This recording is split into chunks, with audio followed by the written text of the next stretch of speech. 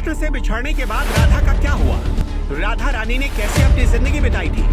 राधा रानी और कृष्ण की प्रेम कहानी का क्या हुआ था? ऐसी कहानी जिसे आपने कभी नहीं सुना होगा। दोस्तों, इस दुनिया में राधा कृष्ण का प्रेम किसी से छिपा नहीं है। ये वो प्रेम है जो सबसे सच्चा माना जाता है। क्या आपको पता है कि इस प्रेम में बिछड़ना भी पड़ता है? राधा कृष्ण भी दोनों बिछड़ गए थे। क्या आप जानते हैं कि बिछड़ने के बाद राधा के साथ क्या हुआ था? राधा रानी ने कैसे अपनी जिंदगी बिताई थी? चलिए आज हम आपको इस वीडियो में ये पौराणिक कहानी की जानकारी देते हैं। आपको बता दें कि हिंदू धर्म में भाद्रपद के शुक्ल पक्ष की अष्टमी तिथि को राधा अष्टमी मनाने की परंपरा है। इस दिन श्री कृष्ण और राधा रानी के भक्त राधे की धुन में सराबोर हो जाते हैं। राधा अष्टमी ही वो दिन होता है जब भक्त राधा रानी के शुभ चरणों के दर्शन कर पाते हैं, क्योंकि बाकी दिनों में राधा के पैर ढके रहते हैं। इस साल राधा अष्टमी का त्योहार रविवार 4 सितंबर को मनाया जाएगा।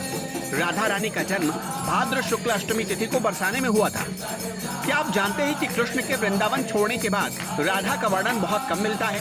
पौराणिक कथाओं के अनुसार श्री कृष्ण जब राधा से आखिरी बार मिले तो उन्होंने कृष्ण से कहा था कि वो हमेशा उनके मन में रहेंगे। इसके बाद कृष्ण ने मथुरा जाकर कंस और बाकी राक्षसों का वध किया और प्रजा की रक्षा के लिए द्वारिका में ही बस गए। कृष्ण के वृंदावन जाने के बाद राधा का जीवन बिल्कुल बदल गया। बरसाने की रानी राधा का विवाह अयन घोष के साथ हो गया।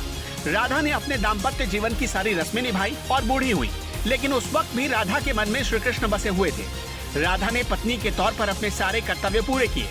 दूसरी तरफ श्री कृष्ण ने अपने दैवीय कर्तव्य निभाए। राधा जब श्री कृष्ण से आखिरी बार मिलने पहुंची तो उन्हें पता चला कि कृष्ण का विवाह रुक्मिणी और सत्यभामा से हो गया है। उनका मन बहुत दुखी हुआ, लेकिन राधा को देखकर श्री कृष्ण बहुत प्रसन्न हुए।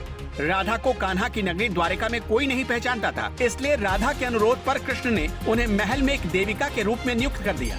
राधा महल के कार्य को देखती थी और मौका मिलते ही श्री कृष्ण के दर्शन कर लेती थी। बाद में राधा को महल में श्री कृष्ण के साथ आध्यात्मिक जुड़ाव महसूस नहीं हुआ, इसलिए वो महल छोड़कर चली गई। धीरे धीरे समय बीता और राधा बिल्कुल अकेली और कमजोर हो गई। उस वक्त उन्हें श्री कृष्ण की जरूरत महसूस हुई।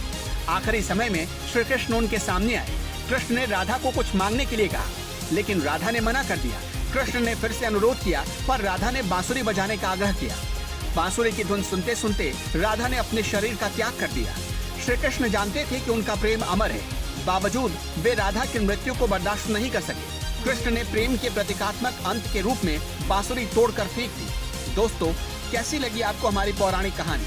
आगे भी ऐसी ही महत्वपूर्ण जानकारियों के लिए हमारे चैनल को सब्सक्राइब करें। डिजिटल डेस्क, योर समाचार।